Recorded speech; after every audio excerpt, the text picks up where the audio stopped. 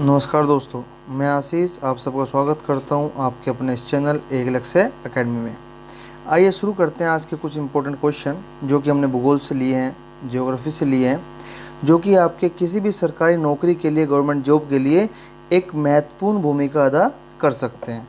तो ज़्यादा समय न लेते हुए शुरू करते हैं। पहला क्वेश्चन, किस ग्रह को भोर का तारा कहा जाता है? भोर का तारा मतलब होता है दोस्तों morning star. So which planet is known as the morning star? किस ग्रह को भोर का तारा कहा जाता है? चार ऑप्शन दिए हैं, मंगल, शुक्र, शनि, बृहस्पति।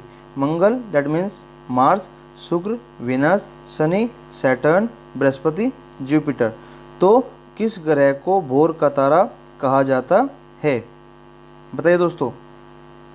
तो शुक्र को, विनस को भोर का तारा, मॉर्निंग स्टार कहा जाता है।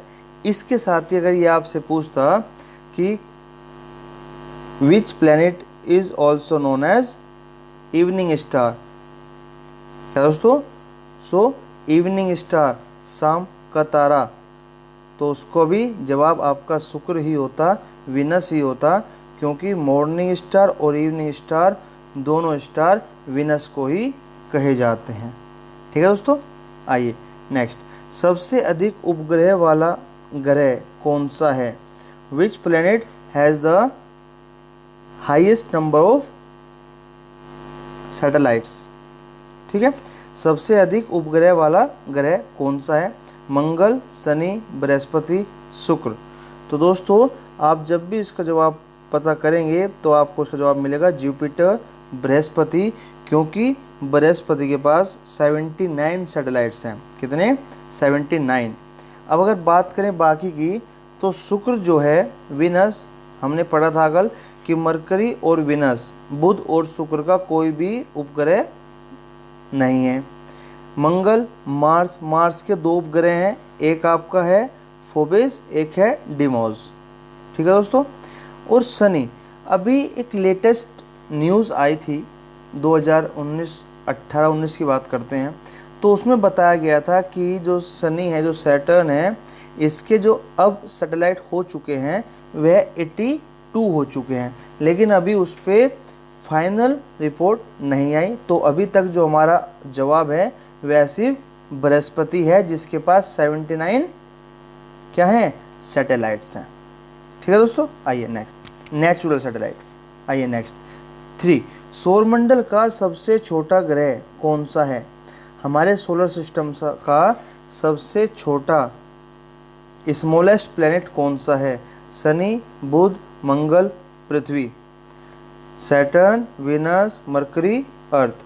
तो सबसे छोटा है दोस्तों बुध, जिसको आप मरकरी कहते हैं, जो कि सबसे पहला ग्रह है, जो कि सूर्य के सबसे पास है। ठीक है।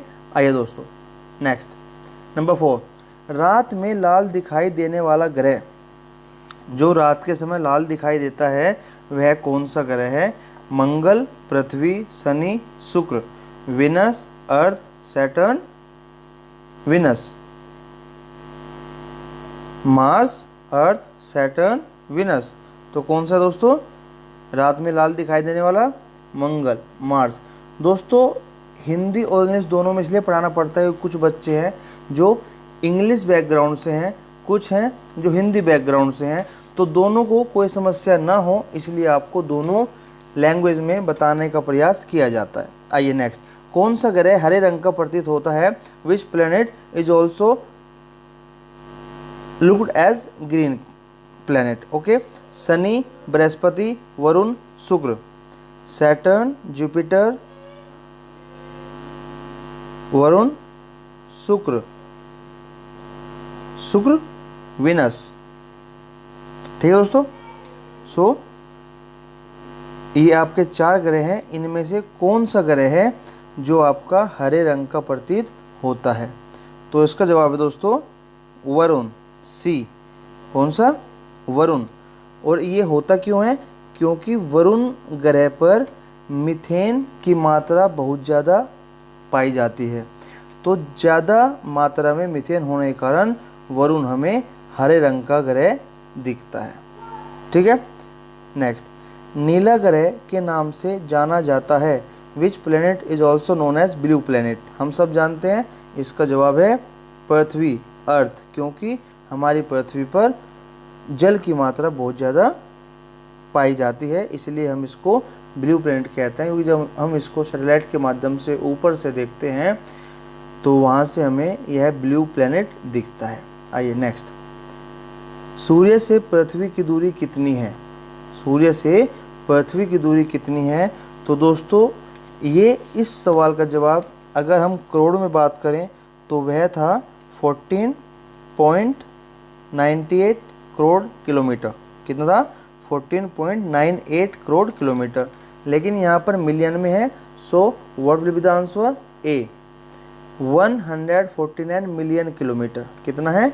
149 मिलियन किलोमीटर। इतनी दूरी है सूरज से पृथ्वी की। पृथ्वी पर दिन रात की अवधि कहाँ समान होती है?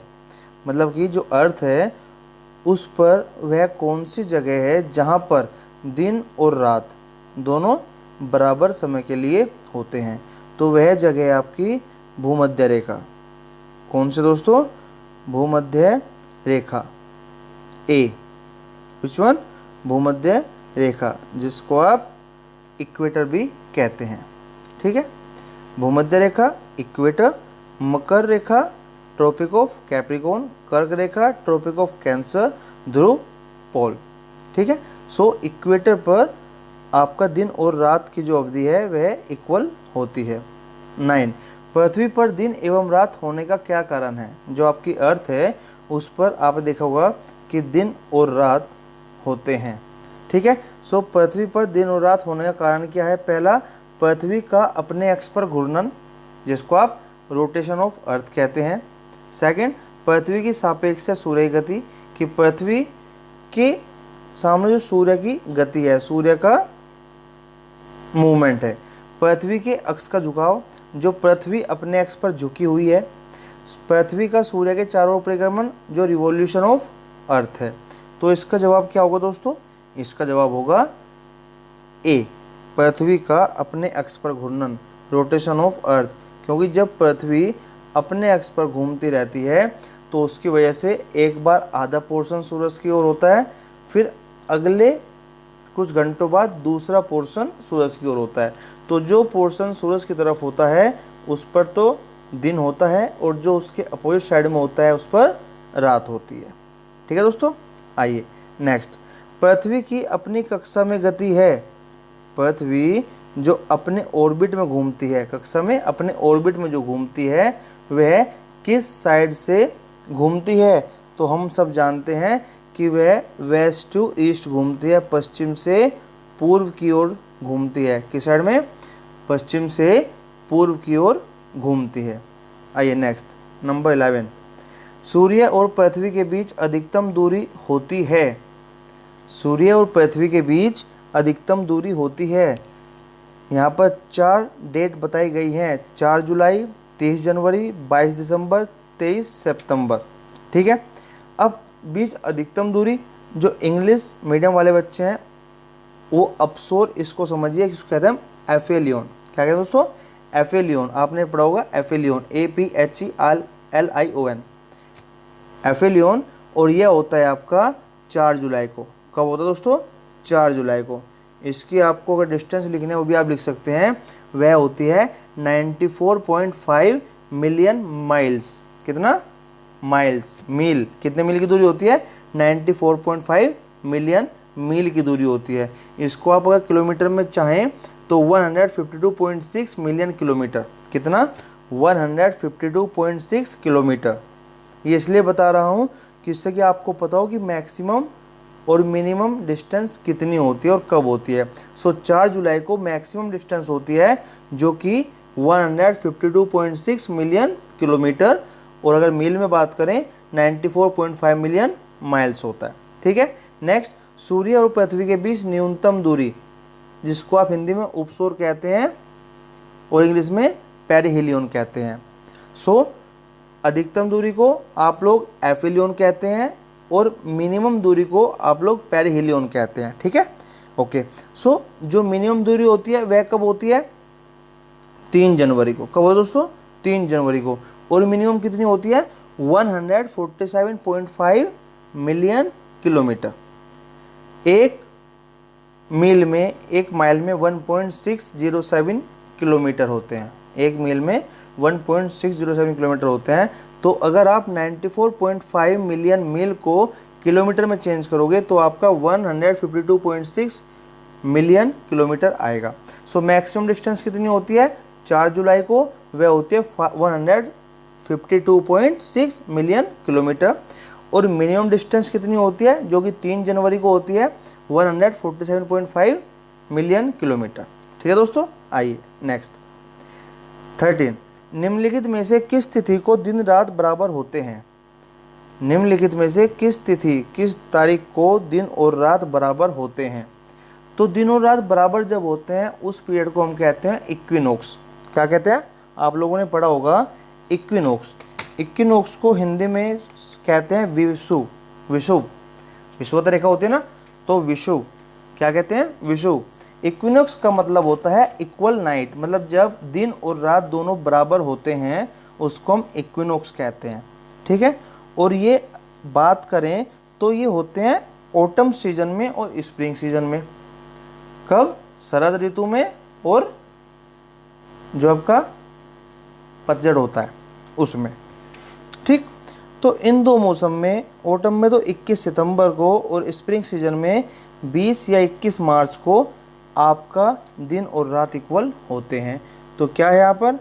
21 मार्च और 22 सितंबर। दैट मीन्स इसका आंसर आपका हो गया ए एंड सी। क्या आंसर होगा दोस्तों? इसका आंसर हो गया ए एंड सी, डी। ठीक है। सो इक्विनोक्स जब दिन और रात बराबर होते हैं जिसको आप विषुव कहते हो, और यह होता है आपका 22 सितंबर 21 मार्च, मतलब 20 और 21 मार्च और आपका 21 और 22 सितंबर। ठीक है। तो कंफ्यूज मत होना, कभी ऑप्शन में आ जाए कि 20 मार्च और 21 सितंबर, तो कंफ्यूज मत होना।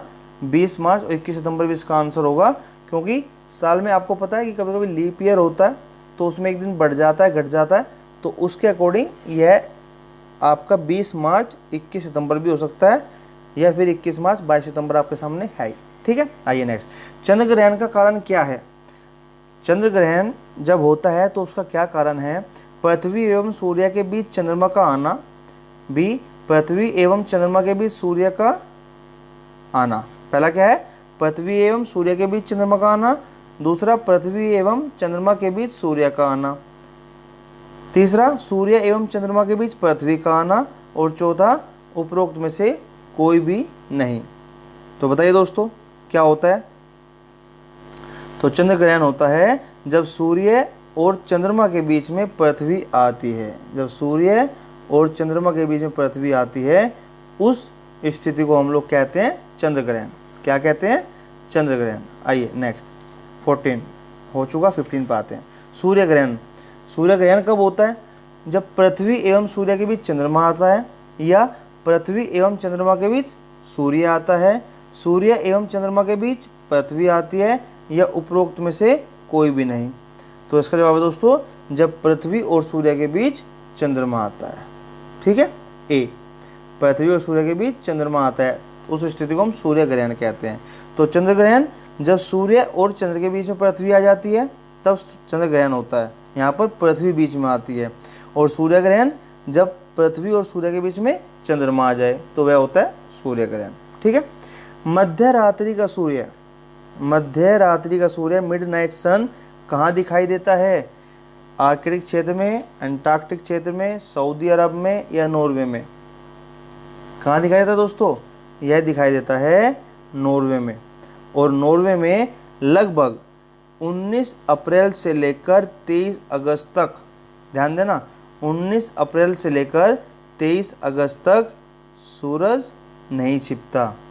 ठीक है, सूरज नहीं छिपता। आइए नेक्स्ट, भूमध्य रेखा पर पृथ्वी का व्यास है कितना? जो आपका इक्वेटर है, सो इक्वेटर पर अर्थ का डायमीटर कितना है? इक्वेटर पर अर्थ का डायमीटर कितना है? 25,000 किलोमीटर, 20,000 किलोमीटर, 12 12,800 किलोमीटर और 6,400 किलोमीटर। बताए दोस्तों, तो इसका आंसर है सी 12,800 किलोमीटर। कितना? 12,800 किलोमीटर। प्रधान मध्याह्न रेखा किस स्थान से होकर गुजरती है? अब प्रधान मध्याह्न रेखा क्या होता है दोस्तों? Prime meridian. क्या है? Prime meridian. तो ये किससे होकर गुजरती है? सिडनी, मेलबोर्न, बरखोयांस, ग्रीनविच। तो आप सब लोग जानते हैं कि ग्रीनविच से होकर प्राइम मेरिडियन गुजरती है। ठीक है, आइए 19। एक देशांतर से दूसरे देशांतर के बीच कितना समयांतराल होता है? मतलब कि कितने समय का गैप होता है लॉन्गिट्यूड में। किससे बात हो रही है? लॉन्गिट्यूड में। बताइए, 1 डिग्री लॉन्गिट्यूड से दूसरे डिग्री लॉन्गिट्यूड तक जाने में कितना समय का गैप होता है? जब आप लोगों ने टाइम पढ़ा होगा, आप वीडियो भी देख सकते हैं, पहले वीडियो पड़ी हुई हैं लॉन्गिट्यूड लैटिट्यूड की, उसमें आपको पता लगेगा कि कितना समय लगता है। तो समय लगता है दोस्तों आपका 4 मिनट। क्या है दोस्तों? 4 मिनट। ठीक है, तो एक लॉन्गिट्यूड से दूसरे लॉन्गिट्यूड के बीच में जो टाइम गैप है वह कितना? 4 मिनट। नेक्स्ट, ध्रुवों की तरफ जाने पर अक्षांश रेखाओं के व्यास की प्रकृति कैसी होती है? मतलब कि जो आपकी पृथ्वी है, पृथ्वी पर जो आपके लैटिट्यूड हैं, ये आपकी पृथ्वी है, इस पर जो आपके लैटिट्यूड होते हैं इक्वेटर के पैरेलल, तो जब वे पोल की तरफ जाते हैं तो जो उनका डायमीटर है वह सेम रहता है, घट जाता है या बढ़ता है, या इनमें से कोई नहीं? बताइए। तो दोस्तों आप देख रहे हैं कि बीच में तो ब्रॉड है, लेकिन जब ऊपर जाता रहता है तो यह घटता रहता है। तो इसका आंसर हो गया आपका बी। क्या हो गया? बी। आइए नेक्स्ट 21। किस ग्रह को पृथ्वी की बहन कहा जाता है? किस ग्रह को पृथ्वी की बहन कहा जाता है? तो दोस्तों शनि, मंगल, बुध, शुक्र। किस ग्रह को कहा जाता है? शुक्र को, विनस को कहा जाता है, क्योंकि विनस का साइज और विनस का मास पृथ्वी से सिमिलर है। ठीक है, पृथ्वी से निकटतम दूरी पर ग्रह पृथ्वी के सबसे पास कौन सा ग्रह है? बुध, शुक्र, मंगल, शनि। कौन सा है दोस्तों? बुध, शुक्र, मंगल, शनि। आपने अगर इसकी सीरीज पढ़ी होगी तो सीरीज में क्या पढ़ा था कि बुध, शुक्र, पृथ्वी, मंगल। ठीक है, तो शुक्र और मंगल दोनों ही पृथ्वी के आसपास हैं। अब हमें देखना है कि शुक्र और मंगल में से कौन सा ज़्यादा पास है। ठीक है, शुक्र और मंगल में से कौन सा? भाई बुध नहीं होना, शनि नहीं होना, 2 ऑप्शन हमारे पास, शुक्र और मंगल। तो इसके लिए आपको बता दूं कि जो शुक्र की दूरी है वह 38.2 मिलियन किलोमीटर है। कितनी है? 38.2 मिलियन किलोमीटर। और मंगल की 55.7 मिलियन किलोमीटर। ठीक है, तो हमारा जवाब क्या हुआ? बी, शुक्र, जिसको आप विनस कहते हैं। ठीक है, आइए नेक्स्ट। पृथ्वी की अनुमानित आयु, मतलब पृथ्वी को बने लगभग कितना समय हुआ है? तो ये है आपका 4.6 अरब ईयर। कितना? 4.6 अरब ईयर, 4.6 अरब वर्ष। इतना समय हुआ है पृथ्वी को लगभग बने हुए। पृथ्वी के केंद्र में पाया जाने वाला चुंबकीय पदार्थ क्या है? पृथ्वी के केंद्र में पाया जाने वाला चुंबकीय पदार्थ ग्रेनाइट, निकेल, बसाल्ट, डायोराइट। तो कौन सा है? यह आपका निकेल। क्या दोस्तों? निकेल। कितना होता है? कितना होता है? 20%। कितना दोस्तों? 20%।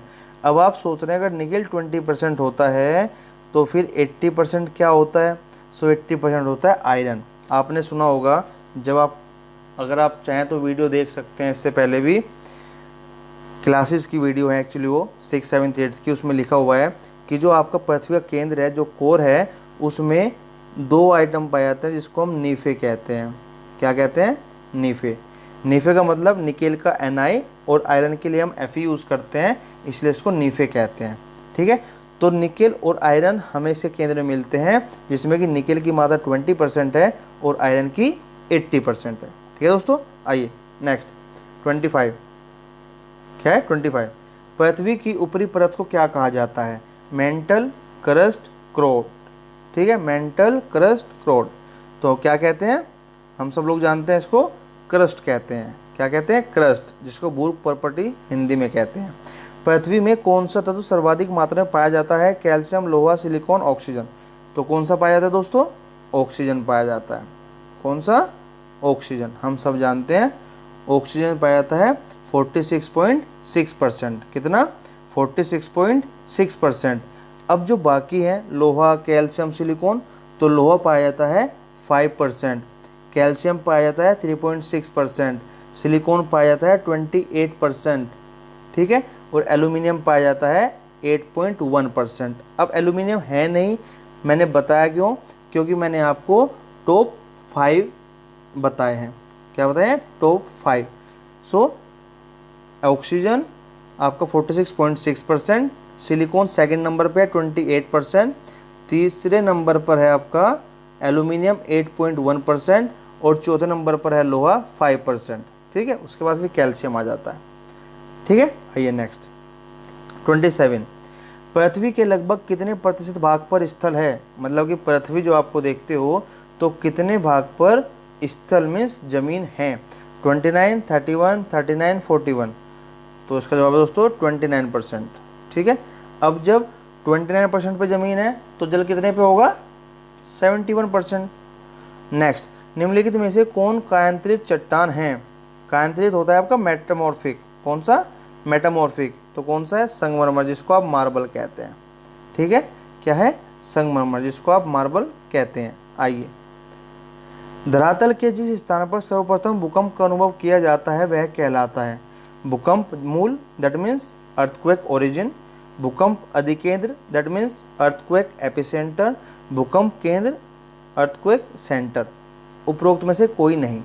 तो इसका जवाब क्या है? कहाँ पर सबसे पहले भूकंप आने का पता लगता है, महसूस होता है? तो वह आपका एपिसेंटर, अर्थक्वेक एपिसेंटर, जिसको आप भूकंप अधिकेंद्र कहते हैं। ठीक है, नेक्स्ट, वह कौन सा महाद्वीप है जहाँ एक भी ज्वालामुखी नहीं है? वह कौन सा महाद्वीप है जहाँ पर एक भी ज्वालामुखी नहीं है? यूरोप, अफ्रीका, दक्षिण अमेरिका, ऑस्ट्रेलिया। तो कौन सा दोस्तों? वह है आपका ऑस्ट्रेलिया। क्या है? Australia, D. बाकी हर उपग्रह पर, हर महाद्वीप पर आपका ज्वालामुखी है, सिर्फ ऑस्ट्रेलिया या ओशियनेशिया ऐसा है जहाँ पर कोई क्या नहीं है? ज्वालामुखी नहीं है। आइए 31। विश्व के सर्वाधिक भूकंप निम्न में से किस पेटी में आते हैं? सबसे ज़्यादा अर्थक्वेक भूकंप कहाँ पर आते हैं? हिंद महासागरीय पेटी, मध्य महासागरीय पेटी, परिप्रशांत महासागरीय पेटी। उपरोक्त में से कोई नहीं। बताइए दोस्तों। तो इसका जवाब है आपका सी। क्या है दोस्तों? सी, जिसको आप कहते हैं परिप्रशांत महासागरीय पेटी, इंग्लिश में सरकम पैसिफिक सीज्मिक बेल्ट। क्या कहते हैं? सरकम पैसिफिक सीज्मिक बेल्ट। और एक महत्वपूर्ण सवाल भी पूछा सकता है कि रिंग ऑफ फायर किसको कहते हैं? तो दोस्तों, इस सरकम पैसिफिक सीज्मिक बेल्ट को, परिप्रशांत महासागरीय पेटी को रिंग ऑफ फायर भी कहते हैं। क्या कहते हैं? रिंग ऑफ फायर भी कहते हैं, याद रखना। विश्व का सबसे ऊंचा ज्वालामुखी कोटोपैक्सी कहाँ स्थित है? विश्व का सबसे ऊंचा ज्वालामुखी कोटोपैक्सी कहाँ पर स्थित है? तो कहाँ पर है? Japan, Costa Rica, Ecuador, Peru. तो इसका जवाब है दोस्तों इक्वेडोर। इक्वेडोर कहाँ पर है? साउथ अमेरिका में। कहाँ पर है? साउथ अमेरिका में। और ये कोटोपैक्सी है कहाँ? ये है दोस्तों एंडीज़ माउंटेन पर, जो आपका एंडीज़ पर्वत है साउथ अमेरिका में, उस एंडीज़ पर्वत में यह कोटोपैक्सी ज्वालामुखी है और वह इक्वेडोर के क्षेत्र में है। कहाँ पर है? इक्वेडोर के क्षेत्र में है। आइए नेक्स्ट, रिक्टर स्केल से क्या मापा जाता है? रिक्टर स्केल से क्या मापा जाता है? रिक्टर स्केल से क्या मापा जाता है? भूकंप की तीव्रता, सापेक्षिक आर्द्रता, वर्षा की मात्रा, ताप।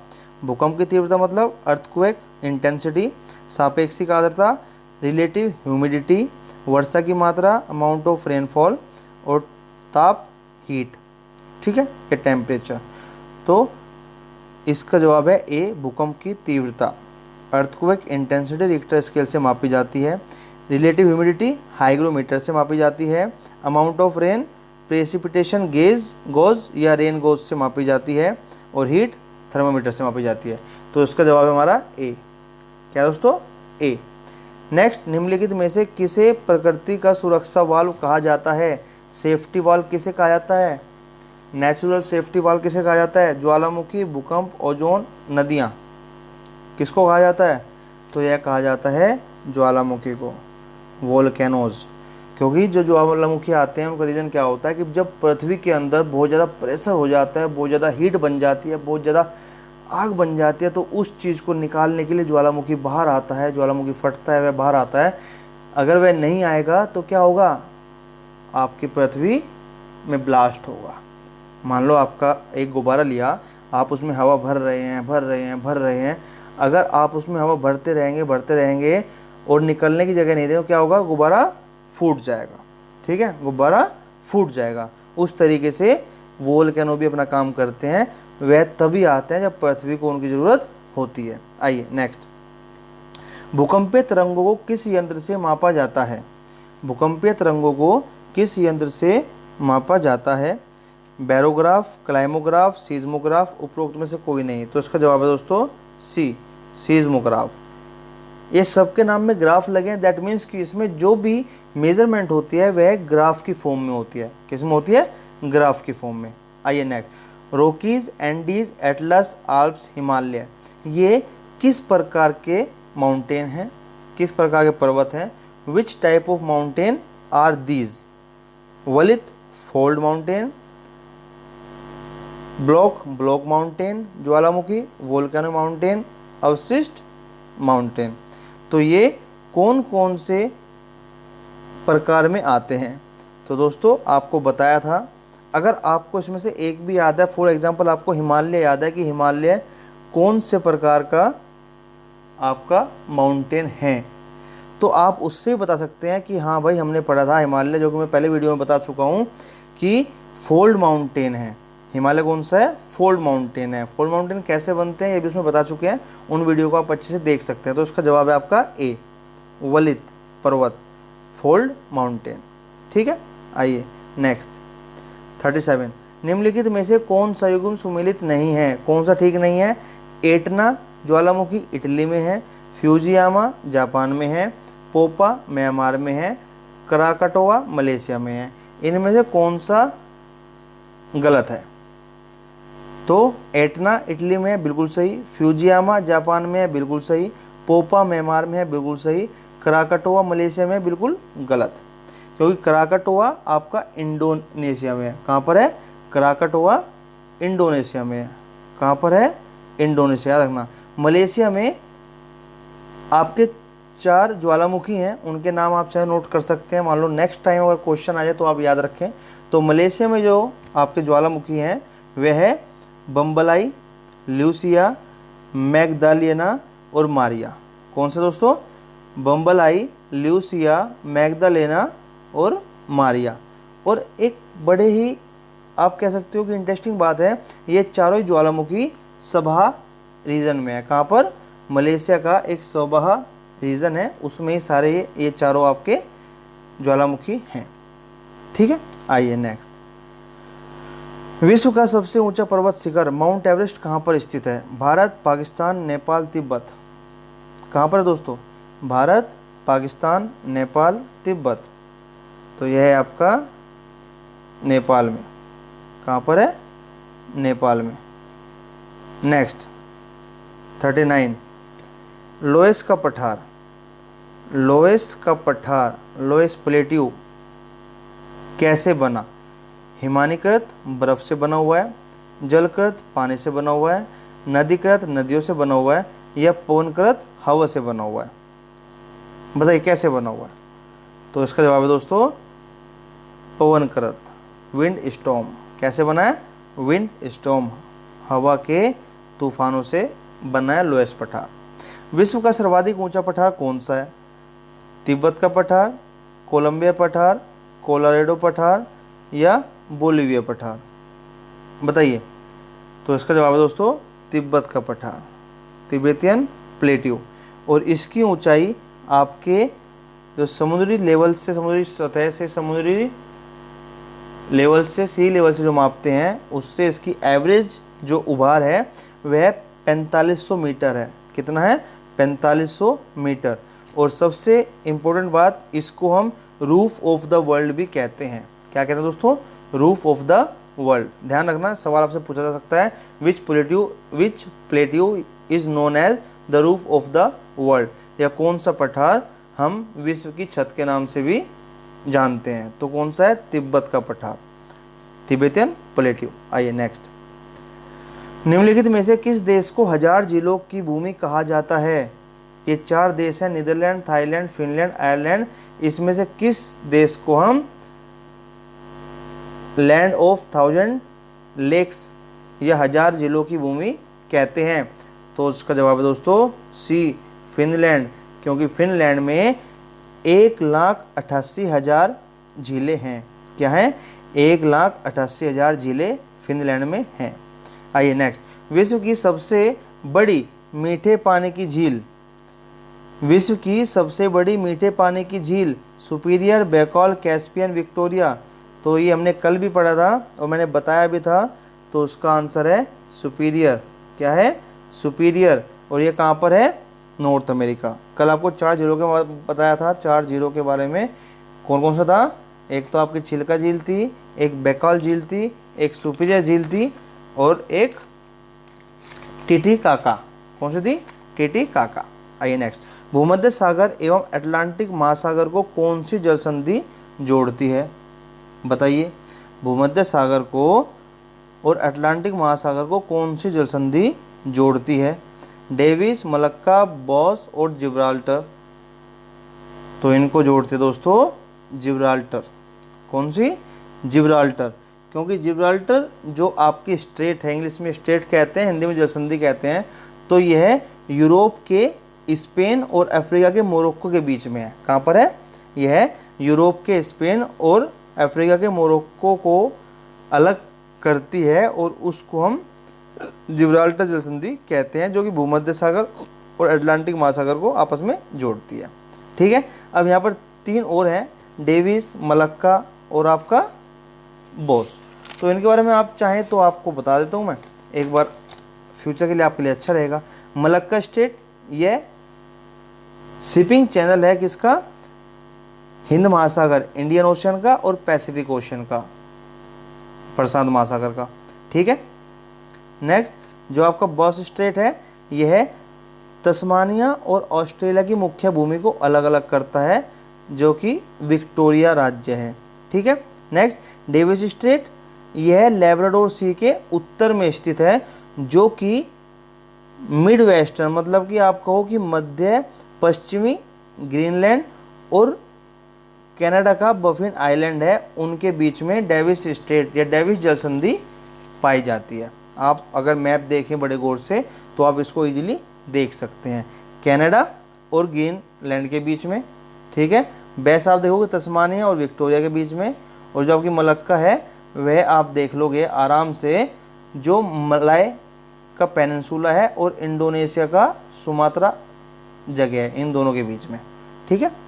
तो इसका जवाब आपका हो गया दोस्तों डी। क्या हो गया? D, Gibraltar. आइए नेक्स्ट 44। विश्व का सबसे ऊंचा जलप्रपात, सबसे ऊंचा जलप्रपात वाटरफॉल कौन सा है? बायोमा, स्टैनली, एंजल, नियाग्रा। तो इसका है दोस्तों एंजल वाटरफॉल। कहाँ पर है? वेनेजुएला में। विश्व का सबसे बड़ा महासागर, द लार्जेस्ट ओशियन, तो प्रशांत, आर्कटिक, हिंद, अटलांटिक। इसका जवाब है पैसिफिक, प्रशांत, पैसिफिक ओशन, प्रशांत महासागर सबसे बड़ा महासागर है। विश्व का सबसे गहरा गर्त, सबसे गहरा गड्ढा, मैरियाना ट्रेंच, कहाँ पर स्थित है? यह भी आपका प्रशांत महासागर में स्थित है, पैसिफिक ओशन में है। और इसकी गहराई कितनी है? इसकी गहराई आपको याद होनी चाहिए। अगर आपको दुनिया की सबसे ऊंची चोटी की ऊंचाई पता है 8,848, जो कि माउंट एवरेस्ट की है, तो दुनिया के सबसे गहरे गड्ढे के बारे में पता होना चाहिए, जो कि मैरियाना ट्रेंच है, जो कि पैसिफिक ओशन में है। इसकी गहराई 11,034 मीटर है। कितनी? 11,034 मीटर। आइए नेक्स्ट, याद रखना 47, पृथ्वी के कितने प्रतिशत भाग पर जल, पृथ्वी के कितने प्रतिशत भाग पर जल मंडल का विस्तार है। हमने पढ़ा था भूमि, अभी पृथ्वी कितनी भूमि में, तो 29% थी। जब 29 वो थी तो आपका जल विस्तार कितने में होगा, 71%। कितना, 71%। समुद्री जल में सर्वाधिक मात्रा में कौन सा लवण पाया जाता है। So which salt is found in the sea water the maximum amount, तो इसका होता है सोडियम क्लोराइड, बी। कौन सा लवण पाया जाता है सर्वाधिक मात्रा में, तो सोडियम क्लोराइड पाया जाता है। कौन सा, सोडियम क्लोराइड। आइए नेक्स्ट, सबसे लवणीय सागर, सबसे लवणीय सागर, सबसे सॉल्टी सागर कौन सा है। अरब सागर, भूमध्य सागर, लाल सागर, मृत सागर। बताइए, अगर यहाँ पे मृत सागर ना होता, कोई सा और होता, तो फिर इसका जवाब था दोस्तों लाल सागर, रेड सी। लेकिन अगर मृत सागर है तो इसका जवाब आपका हो जाएगा डेड सी। ये मृत सागर, डेड सी। एक्चुअल में डेड सी सागर नहीं है, यह एक झील है, लेकिन इन सब कंपेरेटिवली यह ज़्यादा लवणीय है। तो अगर मृत सागर ना होता तो जवाब आपका लाल सागर होता, अदरवाइज डेड सी है तो डेड सी ऑप्शन में रहेगा। ठीक है, नेक्स्ट, पाक जल संधि किन दो देशों को अलग करती है। यह तो आप सबको याद होना चाहिए दोस्तों, भारत एवं पाकिस्तान को, भारत एवं श्रीलंका को, भारत एवं बांग्लादेश को, भारत एवं म्यांमार को। तो यह करती है भारत एवं श्रीलंका को। किसको, भारत एवं श्रीलंका को। ठीक है दोस्तों, ये हमारा last but not the least आज की क्लास का आखिरी सवाल था, पाक जल संधि। अच्छा सवाल है, इम्पोर्टेंट है, पूछा जाता है। ठीक है, तो साथ बने रहिए। धन्यवाद, मिलते हैं अगली क्लास में और अच्छे प्रश्नों के साथ। तो बने रहिए, और दोस्तों प्लीज़ सब्सक्राइब करना ना भूलें, सब्सक्राइब कीजिए और शेयर कीजिए। मिलते हैं अगली क्लास में कुछ अच्छे क्वेश्चन के साथ। नमस्कार, धन्यवाद, बाय बाय।